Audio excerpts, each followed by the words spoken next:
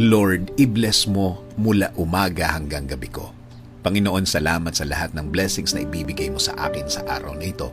Salamat sa mga bagong mga oportunidad na ilalagay mo sa way ko.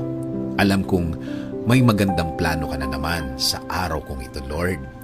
Alam kong makakasama kita ngayong araw, Lord. Kaya alam kong magiging maayos ang mga darating na oras sa buhay ko ngayon. Alam kong puprotektahan mo ako sa araw na ito. Ikaw na din, Lord, ang bahala sa mga taong may masamang balak sa akin. Mga taong walang alam gawin kundi mag-isip ng mga bagay na makakasama sa kanilang kapwa. Pero Lord, alam kong kahit anong galing nila, kapag ikaw ang kakampi ko, I will be protected by your presence, Lord.